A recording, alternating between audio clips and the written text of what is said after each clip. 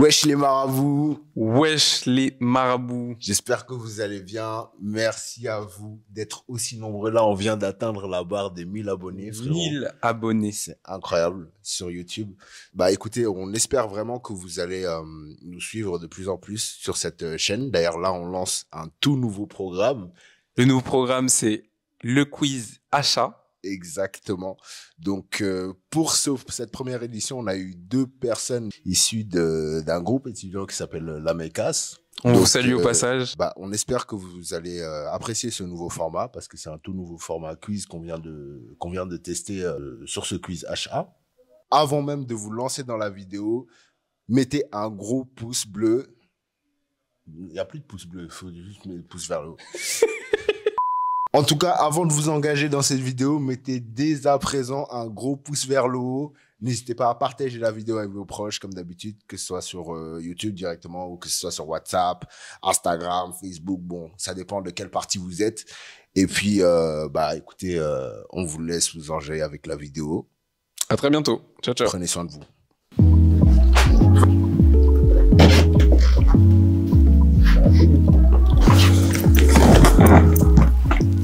Bonjour à vous. Bonjour. Bonjour. Comme vous le savez, on est là pour vous poser quelques questions. Donc, Modibo ici présent va poser les premières questions. Donc, on aura 3 rounds.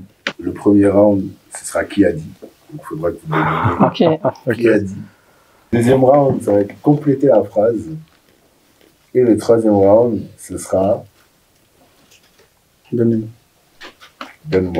Il faudra que vous nous donniez quelque chose. Celui qui aura gagné le plus de points repartira avec un petit cadeau personnalisé. Le deuxième rentrera au redouille.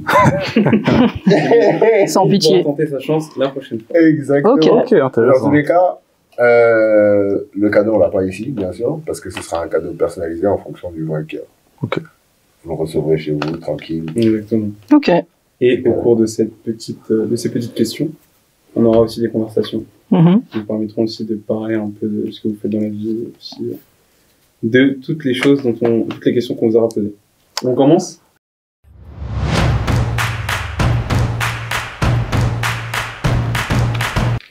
Alors, qui a dit « La prison, loin de nous décourager, nous a renforcé notre détermination à poursuivre notre lutte jusqu'à la victoire ». Mandela. Très bonne réponse. Chavel, vas-y. Bref. Très bonne réponse. On a dit rapidité, Stéphane. Très bonne réponse à avoir, avec une vitesse vraiment, il n'y a rien à dire. Ah, C'est une t'inquiète. vitesse d'exécution incroyable. Alors, le deuxième. Rien n'attriste un homme comme ses souvenirs, même quand ils sont heureux. Alioune Diop.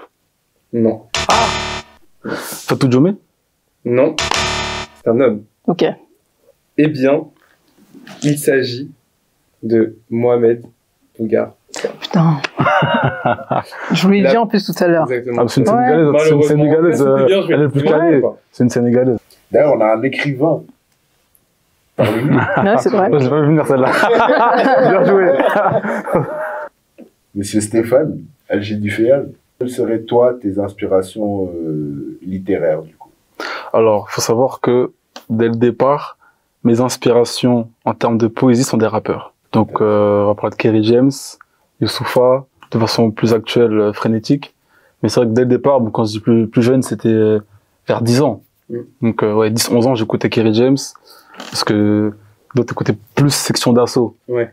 J'écoutais quand même, mais c'était plus Kerry James. En tout cas, quelque part, dans ton inspiration aussi, il y a ton frère.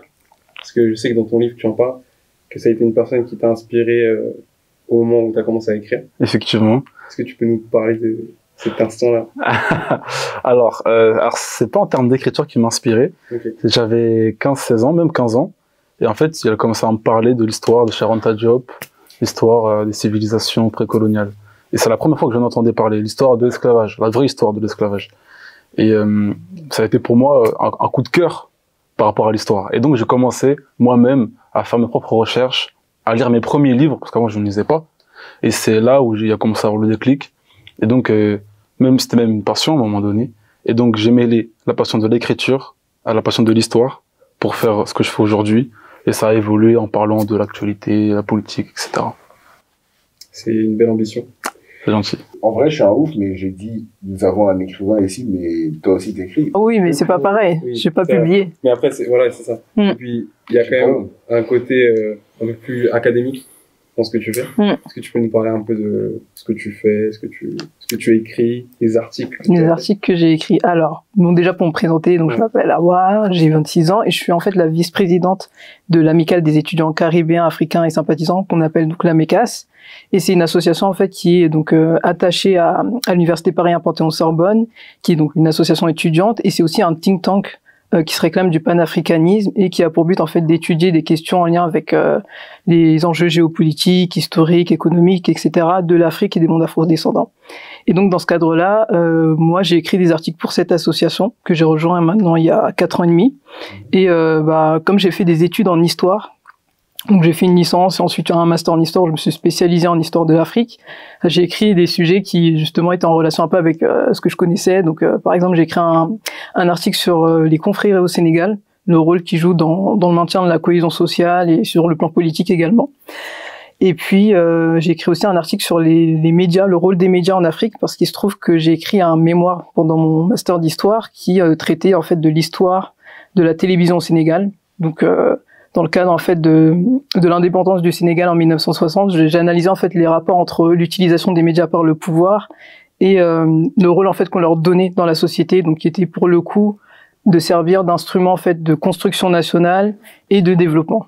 Donc c'était les deux principaux enjeux à cette époque. Et est-ce que si quelqu'un désire voir ton travail ou lire tes articles, est-ce qu'on peut les retrouver quelque part? Pour les articles que j'ai écrits pour l'AMECAS, oui, vous pouvez le retrouver sur alors de mémoire c'est amecas.wordpress.com, donc en tout cas sur le blog de l'AMECAS.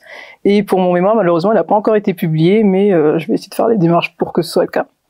Mais sinon, vous pouvez me demander par mail ou demander mes contacts à Mambi Modibo et je vous enverrai mon mémoire. Ça va bien se passer. En tout cas, vous êtes tous les deux dans l'écriture. C'est ça. Et du coup, vous connaissez le pouvoir des mots, n'est-ce pas? C'est clair.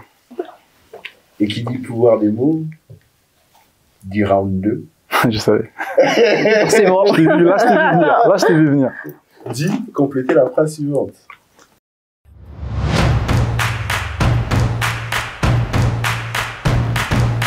La force du baobab est dans... C'est Racine?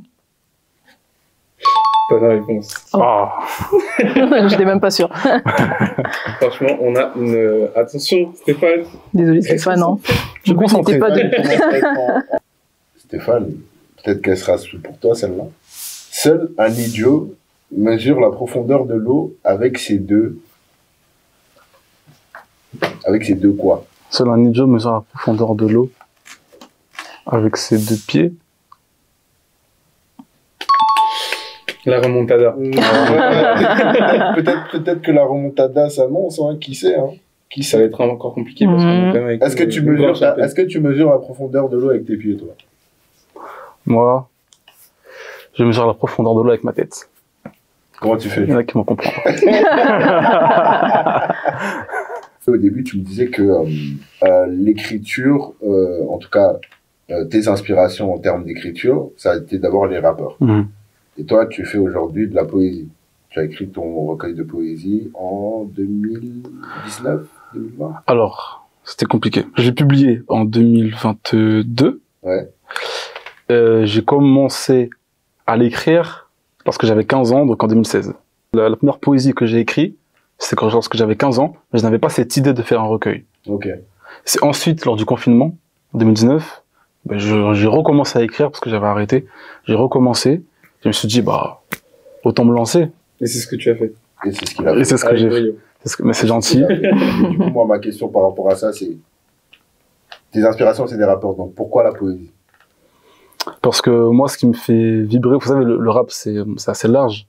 Il y a l'écriture, il y a l'instru, etc. Moi, ce qui me fait vibrer, c'est l'écriture. Je peux rapper a cappella, je vais aimer. Et au-delà de ça, rap, rhythm and Poetry. Poetry. C'est de la poésie. C'est pour ça. C'est vrai. Donc moi, c'est vraiment la poésie. C'est vrai.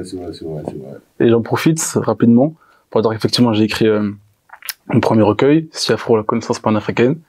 J'ai écrit un deuxième, qui est totalement écrit, qui a été préfacé également. Mais là, j'attends la sortie. Ça ne dépend pas de moi. Mais la sortie arrive bientôt, si tout se passe bien. Awa, pourquoi ton processus d'écriture s'est dirigé vers ton pays d'origine, le Sénégal? C'est une bonne question. Je dirais que principalement, c'est venu de la volonté déjà moi-même d'en savoir un peu plus sur mon pays d'origine, parce que je suis né, j'ai grandi en France, et forcément j'ai baigné dans la culture sénégalaise du fait de l'héritage que m'ont transmis mes parents, mais c'est sûr que c'est pas la même chose que d'être au Sénégal, d'y vivre, d'y avoir vécu.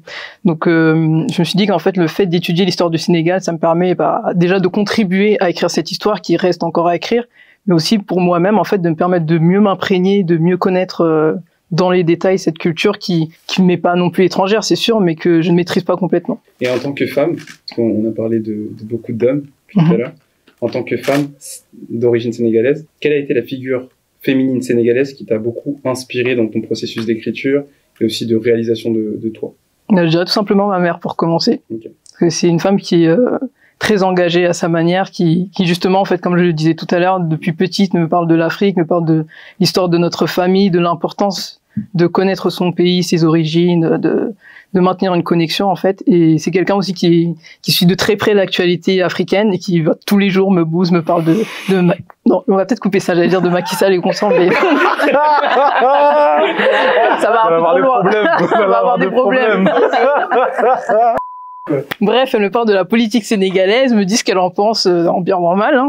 Et donc voilà, c'est quelqu'un qui m'a toujours poussé à aller dans le sens d'apporter, comme je disais tout à l'heure, ma contribution, même si elle est minime, au développement de l'Afrique et du Sénégal. Déjà, le fait de pouvoir aller au Sénégal relativement régulièrement, j'ai pas non plus tous les ans, mais j'essaie d'y aller tous les 3-4 ans max, quoi. Le fait d'être en contact avec ma famille, le fait, comme je le disais, l'importance en fait de connaître, déjà les gens de sa famille, de connaître un peu l'histoire familiale. Mes parents m'ont beaucoup parlé de nos grands-parents, de ce qu'ils faisaient, etc. Donc je pense qu'il y a de ça, et puis il y a le fait aussi de chercher en fait à s'intéresser tout simplement à l'actualité du pays en fait. Okay. C'est un effort à faire en fait. Et tu regardes des trucs comme Marodi TV par exemple? Par exemple, j'ai regardé Maîtresse d'un homme marié, oui. C'est ça la question. J'ai une question par rapport à ça. Ouais. À quel personnage je m'identifie. Exactement, tu t'identifies. Franchement, j'ai beaucoup aimé le personnage de Jalika. D'accord. Je sais pas si tu vois qui c'est. Totalement. C'est un peu qui ressemble à la... Genre c'est mon inconscient car. Ah c'est grave là. Je prends la ref, désolé mais je prends la ref. Jalika c'est un personnage de battante en fait, qui traverse beaucoup d'épreuves tout au long de la série, des problèmes dans son mariage, avec ses enfants, avec sa belle famille, qui a un problème aussi à un moment donné, une maladie, et qui continue toujours de rester fidèle à ses principes et à ses valeurs, et c'est ça que j'apprécie. Du coup, on va passer à la troisième partie. Voilà. Donne-moi.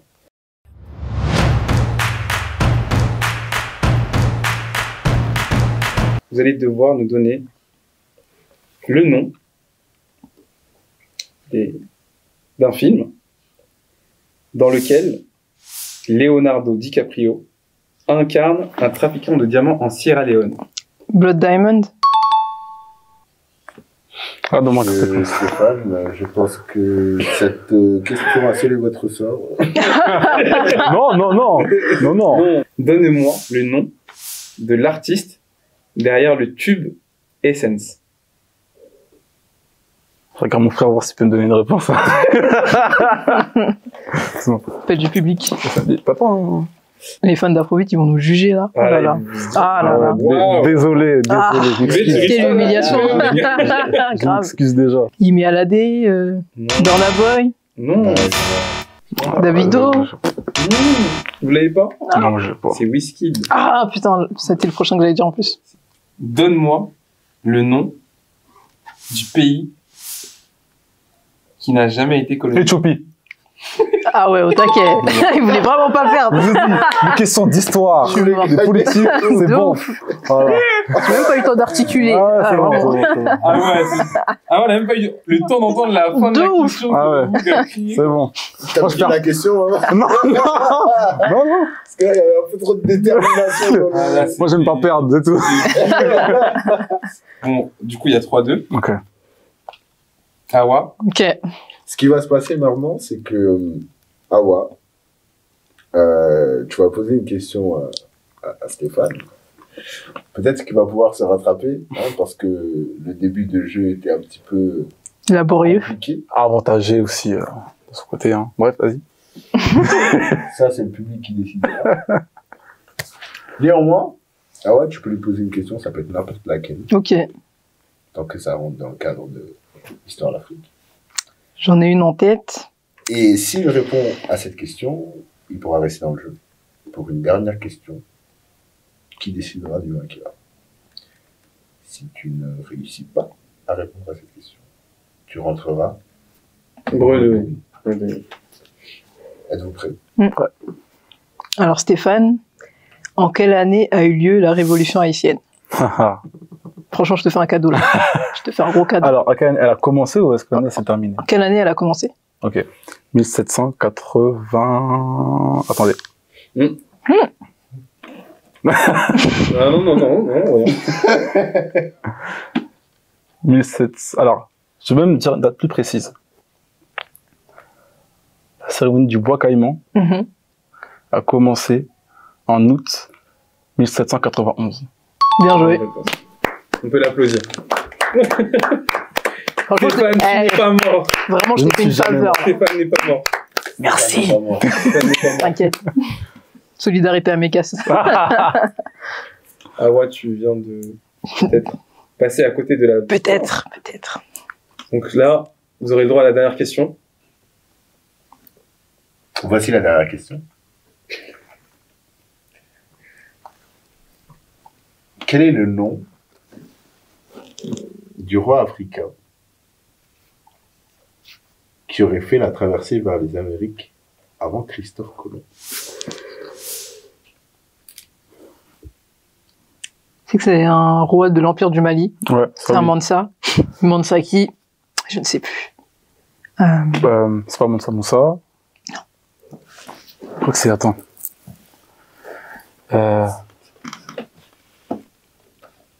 C'est pas Moussa. Hein?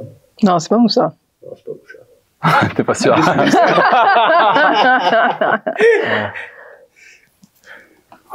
Petit indice.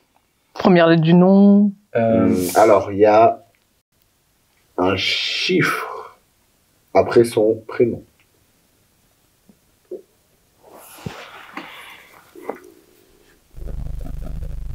Non, je me souviens pas. J'aurais dû demander ça, mais j'avoue que... Vous voulez... Mansa, c'est le titre, en fait. Ça, c'est le titre. Le premier, la première lettre. Ouais, dis toujours. La première lettre de l'alphabet. Aboubakar. Presque. Ababakar. Ali. Ah bah, on va dire ton nom aussi. Grave. Coupé. Réfléchissez bien à ce que Bambi vous a dit tout à l'heure. Du coup, tout à l'heure. Il a dit plein de choses. Il y a un chiffre après le nom. Mais tu y étais presque. Aboubakar, 3e. Non, ça, non? Aboubacar 2. Aboubakri. C'est ça? Félicitations. Mais non! Qui est notre point gagnant? Mais non! J'ai 3 et dit 2. Non, faut reposer une autre question parce qu'en fait, c'est Aboubakri. normalement. J'allais le dire après. Ouais, c'est Ah, c'est pas bon. C'est pas, Ah, c'est Stéphane, pas validé. t'abuses. C'est pas bon, C'est pas validé. poser une question. J'ai une autre question. Ouais. Donc, soyez très rapide. Ok. On va vous poser une dernière question. Et la dernière question sera la suivante. Quel pays africain est le fruit de relocalisation d'esclaves? Libéria. Sierra Leone. Oh merde. Libéria. On va Vous le notez Stéphane. Il y en a plus un peu en Sierra Leone, c'est pas grave. Un petit peu. Vous repartez C'est bredouille. fini pour toi. Tu t'es bien battu, Stéphane. Tu peux être fier. On vous coche. Comment vous l'humiliez, Miskine. C'est dommage. Tu as Allez. Félicitations à moi. Bravo. Merci. Voilà. Vous êtes l'imposteur, Stéphane. Imposteur. Vous allez quitter votre siège dans les plus brefs délais, s'il vous plaît. Merci. Merci à vous. Oh, je Allez, quitte. vous pouvez partir. Merci, hein, c'était très bien joué. Merci. Je vais prendre ça. Non. Je prends aussi les bijoux, du coup. Quel est ton ressenti face à ce quiz? Bah, écoute, bah, je dirais pas que c'était facile parce qu'il y a une ou deux questions que j'ai pas réussi, mais globalement, non, c'était cool. Enfin, moi, j'ai bien aimé l'idée de faire un quiz sur l'Afrique parce qu'en vrai, on voit pas souvent ça dans les médias, etc. Et juste, il faudrait un peu plus se centrer un peu sur les mondes afro-descendants, je pense, de manière générale, histoire que ce soit un peu plus équitable, mais. Exactement. Est-ce que tu es prête à rejouer ton... Ah ouais, franchement, ouais. Tu es la première lauréate de ce... C'est vrai, en plus. Ce jeu. Non, mais c'est une bonne manière d'introduire les gens à l'histoire africaine, je trouve. Exactement. Okay. Donc, très bonne idée, les gars. Un mot de la Je valide. Je dis pas ça parce que j'ai gagné. En tout cas, félicitations. Merci. Tu vas avoir un cadeau personnalisé et tu vas nous faire un petit shout-out en vidéo quand tu l'auras reçu. Comme ça, au moins, les gens ils savent qu'on n'est pas des fraudeurs. Grave. Donc, merci à tous. Bah, merci pour l'invitation. C'était un plaisir. Ciao. Ciao.